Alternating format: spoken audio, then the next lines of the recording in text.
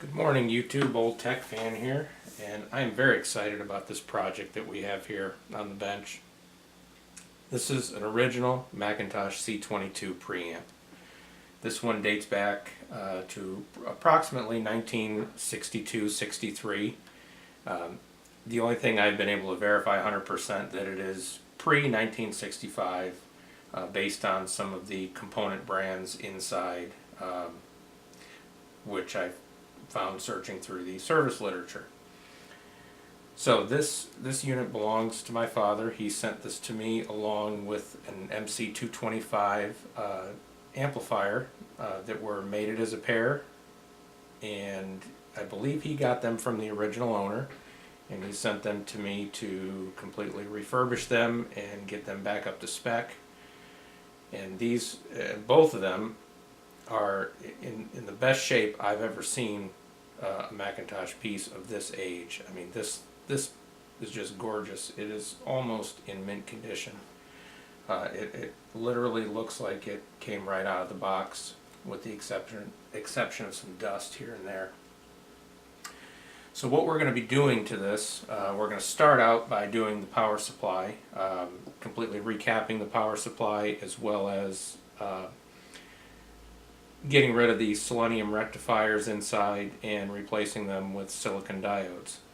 And to do that, we've ordered a nice kit, and in the kit we get some small parts here, which consist of a couple of axial lead capacitors, a terminal board to mount them to, and some diodes. And these diodes will replace the two seleniums that rectify the B plus voltage.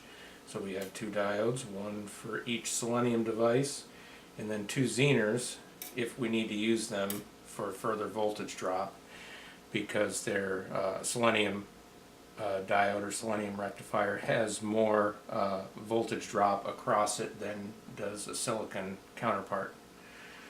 And also with the kit, we have these nice cans here, and these are, from what I've been told, manufactured. These are new. These are not new old stock. These are brand new.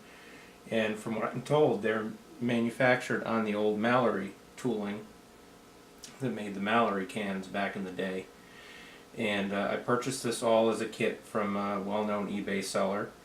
The kit's a couple $100, so this is kind of a pricey way to go, but it is by far the best way to go, especially for a nice piece like this. Now, we'll be totally honest, this is not the only way to accomplish this.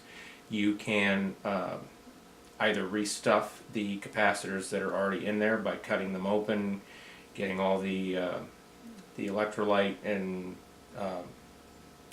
jelly roll out of it, and replacing that with individual capacitors like this. Nichicon makes some very skinny capacitors that work well for that.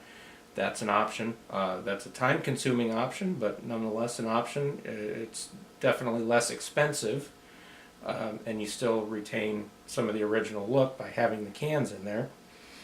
The other option is just getting discrete capacitors like these in the correct values and mounting them to terminal strips.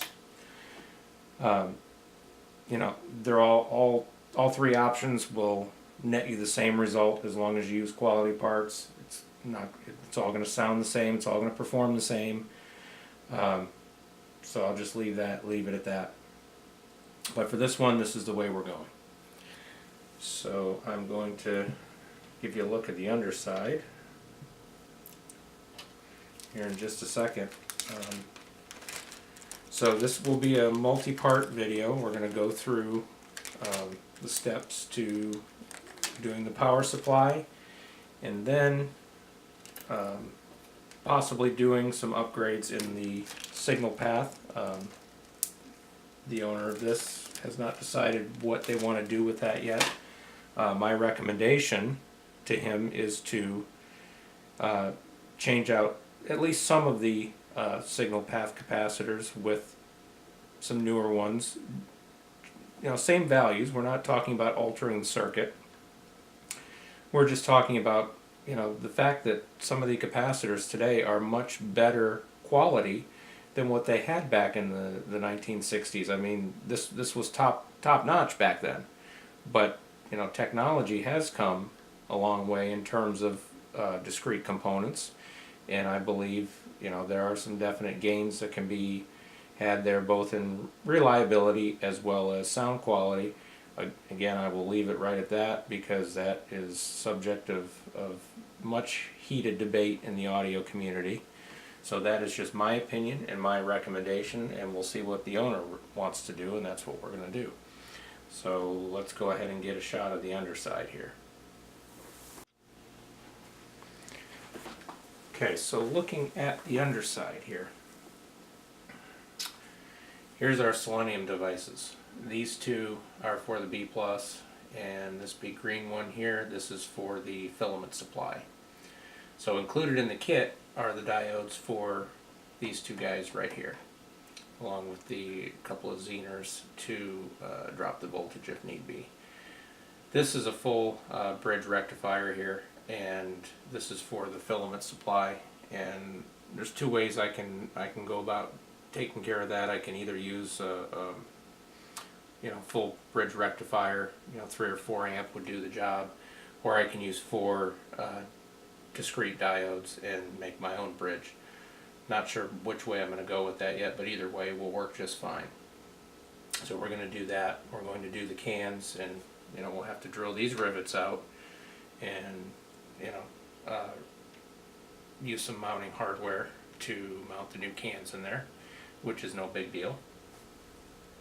You can see here these are the original Telefunken tubes, and I have not tested them on a tube tester yet, but just doing a visual on them and looking at things like the getter flash, and how much of that has been burned away or worn away, whatever you want to call it. They look to be almost new. I mean, everything about this looks to be low hour, including the matching amplifier that goes with it, which we'll be looking at in another video, which we're going to give the same treatment. So the reason I know this is a pre-1965 unit is because of these couplet devices here in the tone circuits and rumble filter and etc., because they're made by a company called Erie. And there was a service bulletin put out by McIntosh about the replacement of these components and how they had changed manufacturers to Sprague later on in production. Well, lo and behold, we have some Sprague parts here on the, I believe that's the bass control. So it would appear that this has had some service work done on it, probably early in its life, where these were changed out to the Sprague components. But other than that, it looks to be completely untouched, unserviced, excellent condition, can't say that enough. So we're going to do the power supply first, and then we're going to do an assessment on its performance after that. And what I personally would like to do is change out these, what they call Black Beauty or Bumblebee capacitors here, for something a little more modern, some modern polypropylene metallized film capacitors. I believe that will really improve the sound and also the reliability, because let's face it, these capacitors are old. They're from the early 1960s, and I haven't even tested them yet. I couldn't even tell you if they're good or bad. I know the unit works and it sounds decent, but that doesn't mean these aren't leaky at all. In fact, I wouldn't be surprised if they are. So again, that's subject to some heated debate, especially when it comes to McIntosh gear of this era. So I will leave it at that. That's just my personal opinion, what I would do if it were my unit. But since it is not, it's going to be up to the owner, my father, to decide what he wants to do with it. But definitely I don't believe anybody would argue the fact that this power supply needs to be refurbished, both from a safety and reliability perspective, but you know, good sound starts with clean power. So, and not to mention these seleniums, McIntosh even put out a bulletin. I don't remember exactly what year it was, but it was pretty early in the production of these units, and they were even advocating getting rid of these selenium devices in favor of silicon diodes. So there you have it. We will do this as more of a video series, and I will walk you through going through and refurbishing this power supply and anything more that we end up doing to it going forward. And then after that we will get into the 225 amplifier, and we're going to have some really nice sounding equipment when we're done. So thanks for watching, and more to come later.